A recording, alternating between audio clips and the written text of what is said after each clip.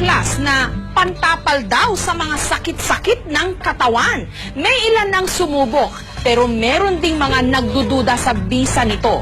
Negative ions. Meron nga ba itong resultang positibo?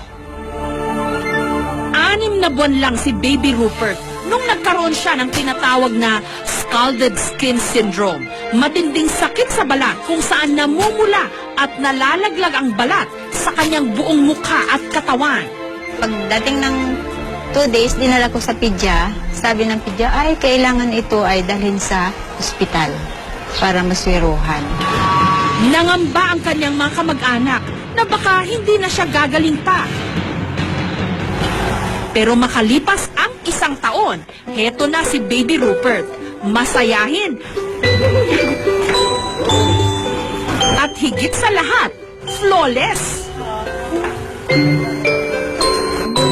Ang nagpakinis daw sa kanya, sanitary napkin na may negative ions.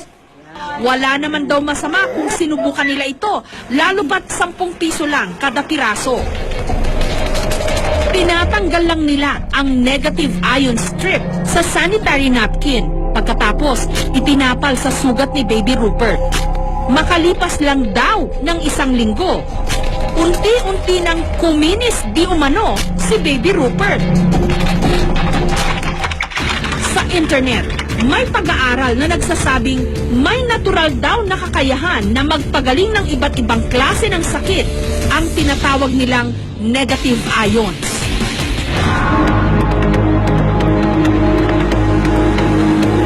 Nagmumula raw ito sa kalikasan mismo, katulad ng waterfalls, dagat, at bundok. Meron din daw negative ions ang katawan ng tao. Pero sa ibang bansa, meron ng mga inilalakong bra, damit, medyas, bedsheets, at maging detergents na nilagyan rin daw nila ng negative ions. Pero ang nakaka-intriga talaga, sanitary napkin na may negative ions? Meron itong green strip na itsurang adhesive bandage sa gitna ng napkin.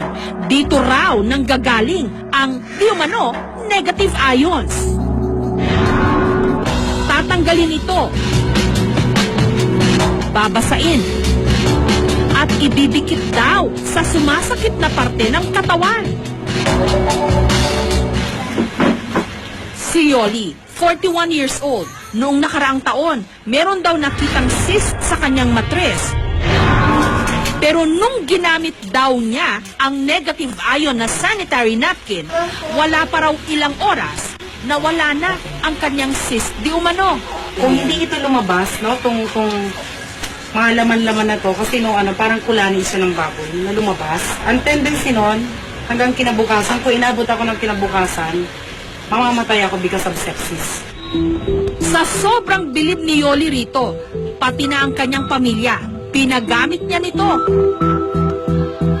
Kapag sinisipon daw ang kanyang mister, pinapasinghot niya ng negative ion na napkin. Tinatapalan din niya ng napkin ang idinadaing na bahagi ng katawan ng kanyang junior, kasi hodang hindi ito kaaya-ayang tignan. Nung una, inaalas ka nila siyempre. Yak! Ano yan? Napkin! Pero nung na-try nila, lahat sila ngayon nakaano.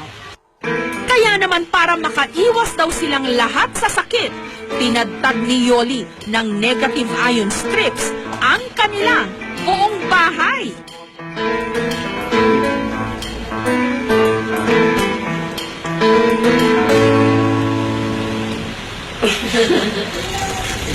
Si Lolo Gregorio naman, 84 years old, nagamot di umano ang kanyang namamagang prostate dahil daw sa araw-araw niyang paggamit ng napkin. Marami kasi nagpayo na nakakatulong yan sa mga may depresya sa prostate. Kaya